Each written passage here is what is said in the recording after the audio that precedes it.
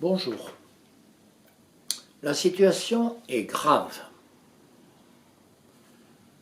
Le modèle social français, qui a permis pendant des décennies une cohésion de la société, est attaqué de façon systématique, violente, brutale. Et cette violence et cette brutalité vient de la présidence de la République. Certes, les présidents précédents n'étaient pas particulièrement favorables à ce modèle social. Mais jamais, jusqu'alors, nous n'avions vu un président le faire avec autant de constance, avec autant de brutalité, avec autant de certitude et sans savoir accepter la moindre contradiction. Jamais nous n'avons vu un président mépriser autant la France et les Français. Certes, comme d'habitude, il nous explique que c'est par rapport à des privilèges inadmissibles, bon, c'est un air connu. Disons simplement, pour faire bref, qu'il sélectionne largement les privilégiés.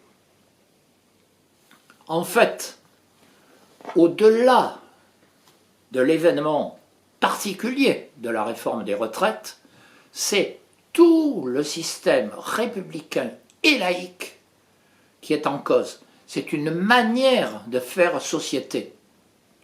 Et non pas de vivre ensemble comme disent les anglo-américains, c'est-à-dire d'être très différents, éventuellement on se tape dessus, mais on vit ensemble.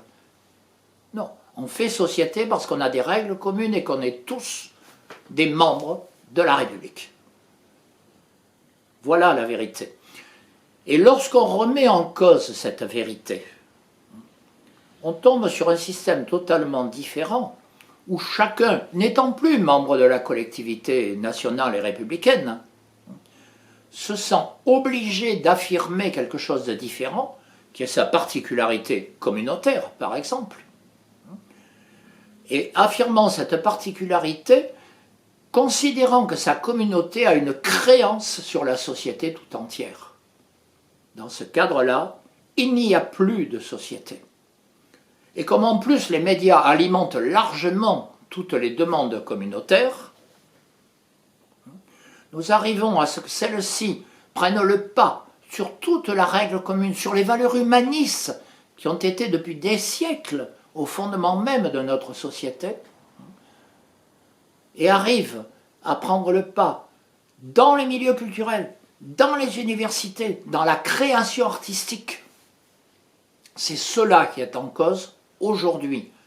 Et tout cela a été fait et continue d'être fait au nom d'une mondialisation qui est déjà moribonde, c'est-à-dire que nous avons, paradoxalement, un temps de retard, à l'heure même, d'ailleurs où même les États-Unis se posent des questions.